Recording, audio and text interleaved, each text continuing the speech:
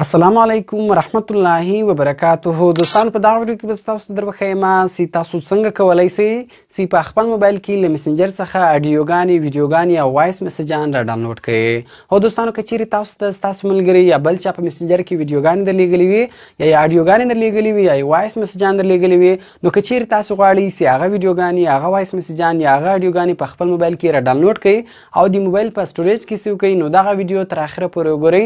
په دغه ویډیو کې زه تاسو ته یوه ډېره اسانه طریقه درښیم چې د هغې طریقې په زړه سره به تاسې وکولی شئ چې په ډېرې اسانۍ سره له مسنجر څخه ویډیوګانې اډیوګانې او وایس میسجان را ډاونلوډ کړئ او د موبایل په سټوریج کې سیو کړئ.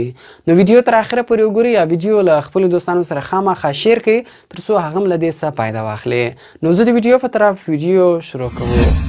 نو ګورو دوستانو، کله چې تاسو ته څوک په مسنجر کې وایس میسجان درولېږي یا ویډیوګانې درولېږي یا اډیوګانې درولېږي، نو هغه په مسنجر کې صرف تاسو کتلی سئ، هغه تاسو نه سئ ډاونلوډولی. ګوره دا ویډیو ده، په دې ویډیو باندې ما کلیک وکړئ، دغه ویډیو ما ته صرف پلیس و، دغه ویډیو زه اوس کتلی سم ډاونلوډولی نه سم.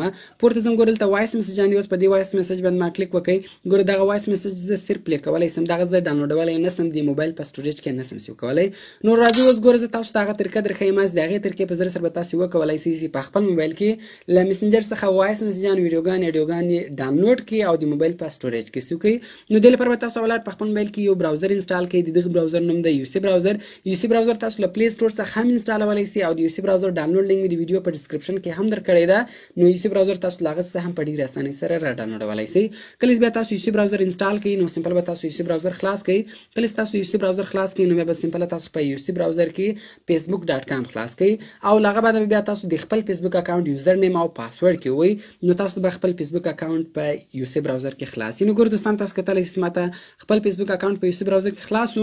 نو سمپل به تاسو لاړ سئ میسیجز ته، په میسیجز باندې به تاسو کلیک وکړئ او هر چا چې تاسو ته هغه ویډیوګانې رالیږلې دي، وایس میسجانې رالیږلې دي، اډیوګانې رالیږلې دي، اوس تاسو غواړئ چې هغه ډاونلوډ کړئ، نو سمپل د هغه په نوم باندې به کلیک وکړئ. کله چې تاسو د هغه کنټیکټس خلاص کړئ، نو ګوره دا هغه ویډیوګانې دي. اوس که چیرې تاسو غواړئ چې دغه ویډیو ډاونلوډ کړئ، سمپل په دې ویډیو باندې به تاسو کلیک وکړئ. کله چې تاسو په ویډیو باندې کلیک وکړئ، بیا په دې ویډیو باندې کلیک وکړئ. کله چې تاسو په ویډیو باندې کلیک وکړئ، نو لاندې به اوس تاسو ته ډاونلوډ اپشن راوړي. ګوره تاسو کتلی سئ، سمپل په دغه ډاونلوډ بټن باندې به تاسو کلیک وکړئ.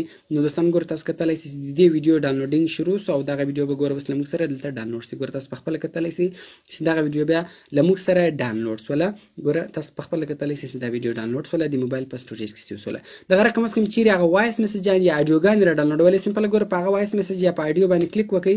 کله چې تاسو په هغه وایس میسج یا اډیو باندې کلیک وکړئ، ګوره بیا لاندې ډاونلوډ نشان راغلی. نو په دې ډاونلوډ باندې به تاسو کلیک وکړئ، نو دغه به هم اوس ګوره ډاونلوډ تاسو په خپله کتلی سئ چې دا ډاونلوډ سو او د موبایل په سټوریج کې سیو سو. نو دوستانو، د یوسی براوزر په ذریعه سره تاسو له مسنجر څخه ویډیوګانې اډیوګانې او وایس میسجان را ډاونلوډولی سئ، هغه هم په یوه کلیک باندې. نو کوم چیرې ویډیو خوښ سوي ویډیو در سره لایک کړئ، له خپلو دوستانو سره یې خامخا شیر کړئ او د داسې نور ښایسته ښایسته ویډیوګانو لپاره د موږ چینل سبسکرایب کړئ، ځکه موږ هره ورځ دغه رقم ښایسته ښایسته ویډیوګانې په خپل چینل کې اپلوډ کوو.